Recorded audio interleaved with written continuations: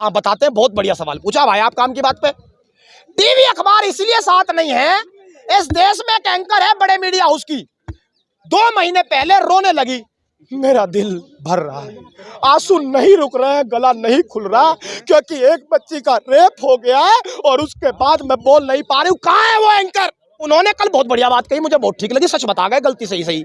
उन्होंने कहा जी हम अपराधियों की चुन चुन के इलाज करते हैं। अब वो चुनते कैसे बता रहा हूँ। अपराधी आया, पूछा नाम तुम्हारा, फलाना जी, अच्छा ये बताओ कौन सी पार्टी से हो, भाजपा से हो, अरे मेरे बच्चे तू इधर कहाँ, पीछे तू कहाँ खड़ा हो गया यार लाइन में, हाँ जी कहाँ से हो, बोला जी हम तो यूपी से हैं, कौन सी पार्टी से, फलाना पार्टी से। सुबह दिशा निर्देश जारी होता है कि प्रधानमंत्री से जब सवाल पूछा जाएगा तो ये पूछा जाएगा आम काट के खाते हो कि चूस के खाते हो। कानून बता रहे हैं सर, वो लागू करवा दो आप। इस देश का कानून है आईपीसी सेक्शन 166A, जिस भी पुलिस के अधिकारी ने एफआईआर दर्ज नहीं की थी पहली एफआईआर उस पे कराओ। कहता है पब्लिक सर्वेंट जो एफआईआर दर्ज करने से मना करेगा तुरंत उस पे कार्रवाई होगी।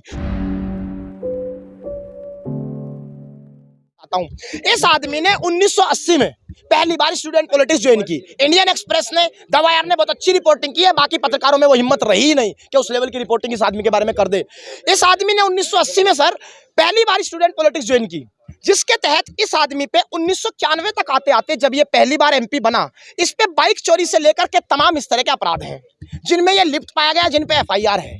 और ये कहा जा रहा है कि उस टाइम 1991 में पंडित सिंह जो कि एसपी के सपा के एक मंत्री थे, वो इनके साथ दोस्ती में घूम रहे थे। 1993 में जाकर के इनके और पंडित सिंह के बीच में विरोध हो जाता है।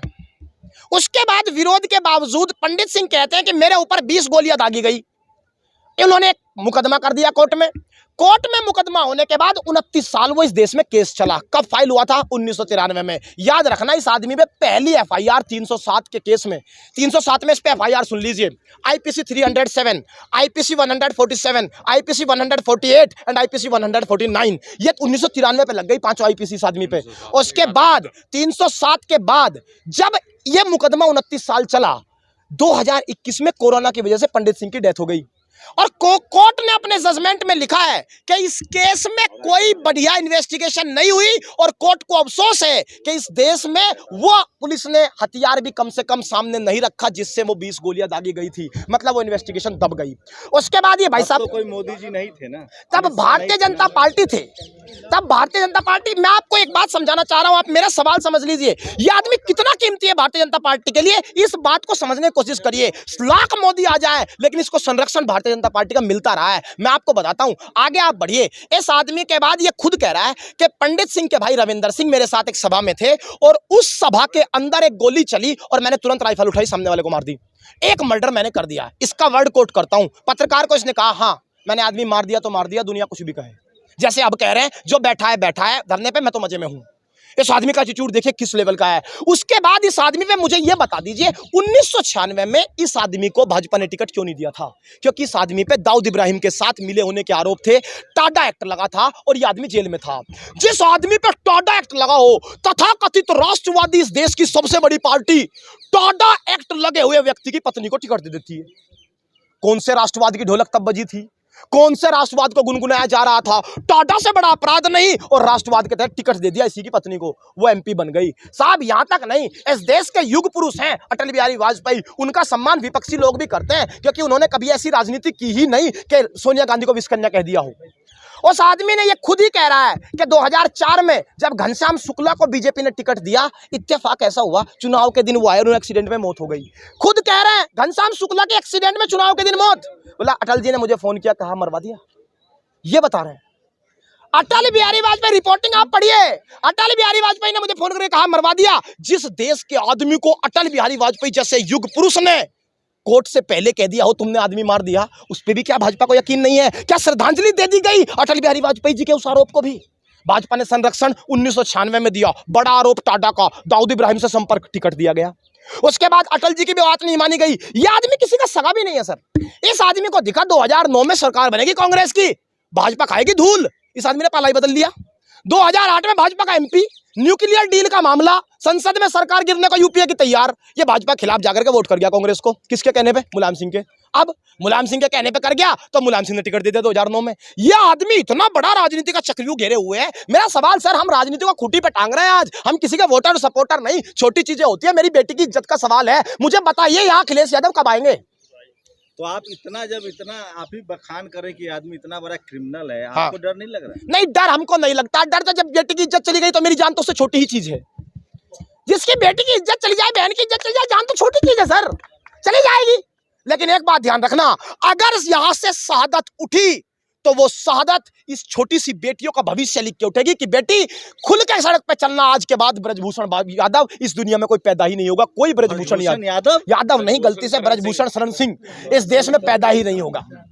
लेकिन अखिलेश यादव कब यहाँ आएंगे, ये भी हमारे जहन में सवाल है। उन्होंने तो कहा कि अखिलेश यादव ये ब्रजभूषण सिंह ने कहा है कि अखिलेष यादव सच्चाई जानते हैं, इसीलिए वो धरने में नहीं गए हैं। 8000 यादव पहलवान उनके साथ। तो भाई एक काम करें, अखिलेश यादव भी एक तख्ती आज शाम को ही जारी कर दे कि मैं शक्ति जानता हूं, मैं सच्चाई जानता हूं। तथा कथित युग पुरुष ब्रजभूषण शरण सिंह इस देश के सबसे होनहार व्यक्ति है। ये अखिलेश यादव ने नहीं कहा, ब्रजभूषण सिंह ने कहा। नहीं, अगर देखो अखिलेश यादव को कल ही इस आरोप को खत्म करने के लिए तुरंत यहाँ पहुंचना चाहिए। बेटियों का मामला है। आपको क्यों लगता है कि सरकार या बीजेपी आरोपी है? सुप्रीम कोर्ट की गाइडलाइंस आई है, एफआईआर हुआ है, पुलिस काम कर रही है, आप लोग को क्यों लगता है कि सरकार इसको बचा रही है हवे में? देखिए सर, हम फैक्ट पे बात करते हैं, धारणा पे नहीं। आइए फैक्ट पे बात करते हैं। क्या इस देश में 2013 की रूलिंग सुप्रीम कोर्ट की नहीं है कि इस तरह का कॉग्निजेबल ऑफेंस जो भी होगा उस कॉग्निजेबल ऑफेंस में इमीडिएट एफआईआर होगी? बताओ ये रूलिंग है कि नहीं? रूलिंग है। इस तरह का कॉग्निजेबल ऑफेंस, जनवरी में ये बच्ची आई, आरोप लगा, क्या इमीडिएट एफआईआर होनी थी? नहीं हुई। एक बात ध्यान से समझ लीजिए, उस बार ये खिलाड़ी पुलिस में नहीं गए थे, उन्होंने कहा था कि हम कमेटी में जाएंगे। कमेटी ने एफआईआर कराई।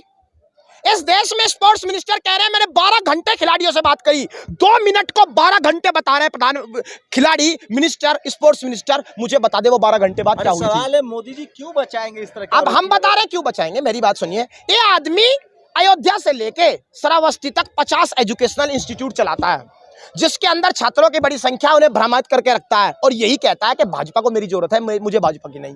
मतलब उसकी अमीरी, आपको किसी की अमीरी से क्या दिक्कत? अमीरी से दिक्कत नहीं है, दिक्कत है आदमी की हरकत से। जिस छोटी बच्ची ने, वो 6 छोटियां बच्ची हैं सर, उन्होंने इस पे आरोप लगाया। मुझे बताइए, वो गरीब बच्चियां हैं, उन्होंने अखाड़े की मिट्टी को अपना धर्म चुना है। घर में खाने को रोटी नहीं थी लेकिन फिर भी मिट्टी से प्रेम किया। उन बच्चियों का भविष्य सुरक्षित रहेगा इसके बाहर रहते हुए, इसकी जिम्मेदारी आप दे पाएंगे मुझे? तो आप क्या चाहते हैं कि योगी जी वाला राज चले, बुलडोजर चल जाए या इनकाउंटर हो जाए? देखिए एक बात समझिए, बुलडोजर एनकाउंटर की बात हम नहीं कर पा रहे। इस देश में बुलडोजर एनकाउंटर का आधार प्रधानमंत्री ने बहुत पहले बता दिया, हम कपड़े देख के आदमी को पहचानते हैं। शायद वही बुलडोजर का आधार रहा हो। मतलब तो प्रधानमंत्री ही बता पाएंगे। उन्होंने कहा कि मैं कपड़े देख के आदमी पहचानता हूं। कौन सी थ्योरी है? डार्विन की थ्योरी तो हटाई जा रही है एनसीईआरटी से। कोई नई थ्योरी देश के प्रधानमंत्री गढ़ रहे हैं कि मैं कपड़े देख के आदमी पहचानता हूं। इसका मतलब आप स्पष्टीकरण। राज है योगी जी का, वहां गुंडों के लिए जगह नहीं है। क्या राम राज में कभी कोई सीता, क्या राम राज में कभी कोई बच्ची इस तरीके का न्याय मांग सकती है? क्या विनेश फोगाट कोई आम बच्ची है? पूरी दुनिया में वुमेन वर्ल्ड चैंपियनशिप में महिला मेडल है जो पहली लेके आई है, ये आम बच्ची नहीं है। और अगर इसकी सुनवाई नहीं हो रही है तो किसकी सुनवाई होगी भाई? किस रामराज की कल्पना कर रहे हैं आप? मेरी बात सुन लीजिए, इस देश में ये आंदोलन जंतर मंतर से नहीं चल रहा है। एक अखाड़ा, एक परिवार, एक राज्य के, एक जाति के लोग धरना दे रहे हैं, इस तरह का ब्रजभूषण सिंह का आरोप। ब्रजभूषण सिंह का आरोप ब्रजभूषण सिंह जानते नहीं, इस परिवार का एहसान इस पूरे देश पे है। इस परिवार ने पहली बार ऐसी शुरुआत की कि अखाड़े में आज बच्चियां जा रही हैं। एक बाप ने अपना सब कुछ दांव पे लगा करके बच्चियों को अखाड़े में भेजा, ये हिम्मत जुटाई, परिवार के खिलाफ आज तो आवाज उठा दी। ये परिवार सिर्फ फोगाट परिवार नहीं है, ये हिंदुस्तान का परिवार है, ये हिंदुस्तानी परिवार है। इसके खिलाफ बयान ब्रजभूषण ना दे तो बेहतर रहेगा। गीता फोगाट भी तो समर्थन में नहीं आ रही हैं, आप कह रहे हैं फोगाट परिवार नहीं है, गीता फोगाट भी समर्थन में नहीं है। देखिए मेरी बात आप समझिए, सरकार बहुत बड़ी चीज होती है, इतनी बड़ी चीज होती है सरकार कि आरबीआई के गवर्नर रहे रघुराम राजन, नोटबंदी के समय गवर्नर थे, नोटबंदी इस देश में लागू हुई। वो आदमी सबसे पहले आकर के ये बयान दिए कि नोटबंदी देश के लिए फायदेमंद है। नोटबंदी के समय गवर्नर नहीं, हम क्या कह रहे हैं? कौन गवर्नर चले जाने का? वो थे जो विदेश चले गए फिर से दोबारा। कौन चले गए? नहीं, और नाम था, मैं भूल रहा हूँ। मेरी बात आप समझ लीजिए, मेरी बात आप समझ लीजिए, पूरा फैक्ट मैं बता देता हूँ आपको। रघुराम राजन के गवर्नर रहते हुए पहली बार सरकार ने यह परामर्श आरबीआई से मांगा था ये कहिए कि सजेशन मांगा था कि भाई ये ऐसा हो सकता है कि नहीं। उन्होंने साफ इनकार किया, उन्हें एक्सटेंड करने के लिए कहा गया, उन्होंने मना कर दिया। बात समझ में आई? और वो इस बात को अपनी किताब में कोट कर रहे हैं। किसका मतलब ये है कि सरकार जो भी व्यक्ति पद पर बैठा है उस पर प्रेशर बना करके अपने समर्थन में बयान दिलवाती है। जो भी व्यक्ति पद पर बैठा है वो बहन को भूल जाएगा, भाई को भूल जाएगा। मुझे बता दीजिए, पीटी उषा जी का मैं सम्मान करता हूं, वो इस देश की पहचान है, दिलों में बसती हैं, लेकिन मुझे बता दीजिए कुछ दिन पहले क्या पीटी उषा जी नहीं रो रही थी अपने बेटे को? क्या अगर सरकार का इतना इन्फ्लुएंस होता, नहीं चाहती तो एफआईआर ही दर्ज नहीं होता। सुप्रीम कोर्ट के खिलाफ सरकार कह देगी कि नहीं मानते तुम क्या हो, तो कंटेम्प्ट ऑफ कोर्ट होगा। करोड़ लोगों ने तो कंटेम्प्ट ऑफ कोर्ट होगा। हाँ जी, 100 करोड़ लोगों ने मन की बात सुनी, 130 करोड़ जी। इतना बड़ा समर्थन मायने रखता है। सर, इलाके में जब सर्कस लगता है ना तो रोड किनारे भी भीड़ हो जाती है। बात समझ पा रहे हैं आप? सर्कस लगा रही है। मैं क्या कह रहा हूँ, रोड किनारे भी भीड़ हो जाती है। इस देश में 100 करोड़ लोगों ने इसलिए मन की बात सुनी क्योंकि वो सुनना चाह रहे थे कि क्या कहीं इस बेटियों का जिक्र आएगा, और मन की बात सुनने के बाद मायूस होकर लौट गए। अरे बधाई दी है तमाम फिल्म स्टार ने, क्रिकेटर ने। आप एक बात आप समझ लीजिए, इस देश में बधाई का भी भाड़े पे बधाई दी जाती है। कैसे? जब किसान आंदोलन चल रहे थे, नए नए किसान संगठन खड़े किए गए, बोला ये है असली किसान तो, क्योंकि ये इन बिलों का समर्थन करते हैं। सरकार की एक पॉलिसी है, खाप को लड़ाओ खाप से, जाट को लगाओ पंजाबी हिंदू से, सरदार से। सरकार लड़ाई के जरिए इस तरह का संरक्षण चाहती है। एक बात जान लीजिए, ये बेटियां हरियाणा की हैं, और ये बेटियां हरियाणा की होते हुए छाती अड़ाने यूपी, राजस्थान और मध्य प्रदेश आएगा, और हरियाणा का इस बार सम्मान ओढ़ने का वक्त है। साहब, अगर ये यूपी से हैं ब्रजभूषण शरण सिंह जी, अगर ये क्रिमिनल होते तो गाड़ी पलट जाती है वहाँ अच्छे अच्छों की। गाड़ी अच्छे अच्छों की नहीं पलटती। कल ब्रजेश पाठक मंत्री हैं उत्तर प्रदेश सरकार के, उन्होंने डिप्टी सीएम है, बहुत बढ़िया बयान दिया। बता रहा हूँ हकीकत गाड़ी किसकी पलटती है। उन्होंने कल बहुत बढ़िया बात कही, मुझे बहुत ठीक लगी, सच बता गए, गलती सही सही। उन्होंने कहा जी हम अपराधियों की चुन चुन के इलाज करते हैं। अब वो चुनते कैसे बता रहा हूँ। अपराधी आया, पूछा नाम तुम्हारा, फलाना जी, अच्छा ये बताओ कौन सी पार्टी से हो, भाजपा से हो? अरे मेरे बच्चे तू इधर कहाँ, पीछा तू कहाँ खड़ा हो गया यार लाइन में? हाँ जी, कहाँ से हो?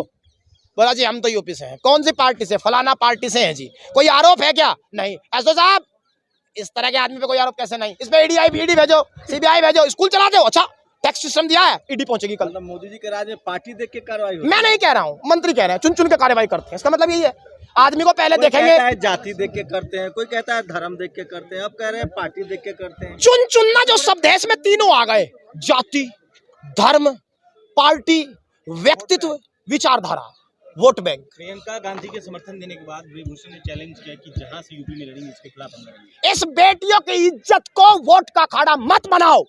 प्रियंका गांधी की जीत और हार बेटी की इज्जत तय नहीं करती। टीवी अखबार क्यों नहीं है आपके साथ? हाँ बताते हैं, बहुत बढ़िया सवाल पूछा भाई आप काम की बात पे। टीवी अखबार इसलिए साथ नहीं है, इस देश में एक एंकर है बड़े मीडिया हाउस की, 2 महीने पहले रोने लगी, मेरा दिल भर रहा है, आंसू नहीं रुक रहे हैं, गला नहीं खुल रहा, क्योंकि एक बच्ची का रेप हो गया है और उसके बाद मैं बोल नहीं पा रही हूँ। कहाँ है वो एंकर? क्या आज बेटी नहीं बैठी है क्या यहाँ? क्या आज सवाल बेटी का नहीं? एंकर क्यों चुप है? हम बताते हैं आपको। इस बात को समझना पड़ेगा, इस देश का मीडिया गुलाम क्यों हुआ।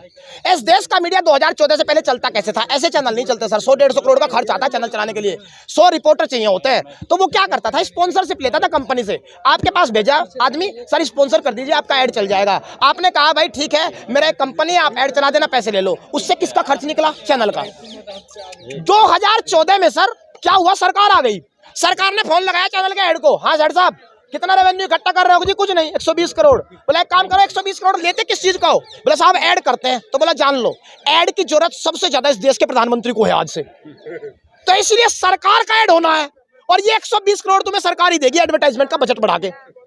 तो ये सारे जो पैसा स्पॉन्सर से मिलना था सरकार ने ही पहुंचा दिया। तो उन्हें लगा अरे बढ़िया, किसी का हाथ भी जोड़ने पड़ रहा है मांगने के लिए, एक ही जगह से पैसा आ रहा है। अब जब पैसा आ रहा है, एक बात आप समझिए, जिसका स्विमिंग पूल होगा ड्रेस भी तो उसी की होगी भाई। जिसका स्विमिंग पूल में तुम नहाने गए हो, ड्रेस तो उसी की पहनोगे, रूल है।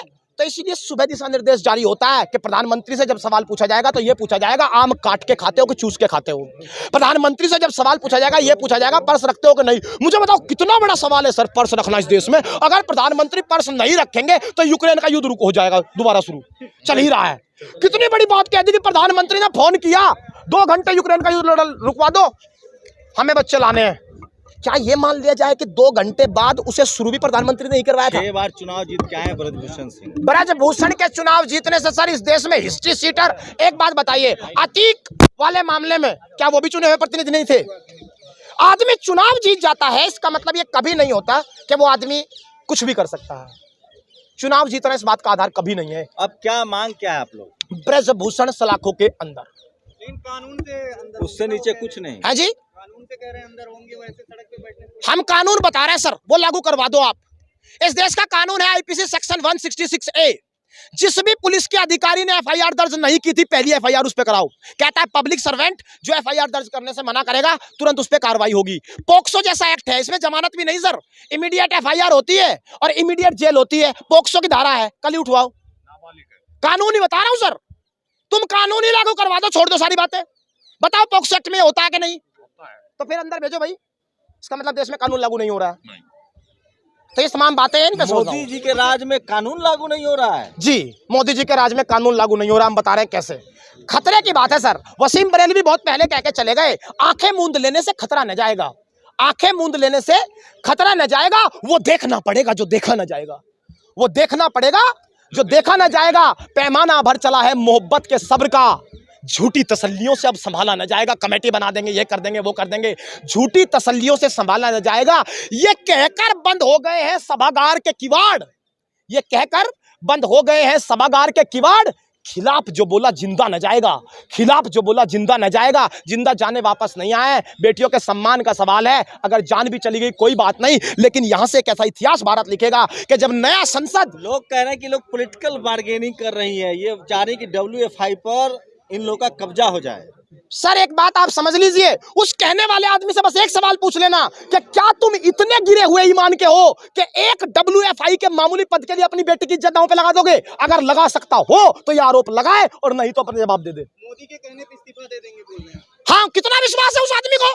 उसे पता है कि मोदी जी उस लेवल पे जाके मेरे लिए बैटिंग करेंगे, कभी ना तो कहेंगे और ना कभी इस्तीफा होगा। इसका मतलब ब्रजभूषण सिंह को भी काफी विश्वास प्रधानमंत्री। खबरों में बने रहने के लिए फोरम 4 को सब्सक्राइब करें और नोटिफिकेशन पाने के लिए बेल आइकन दबाएं।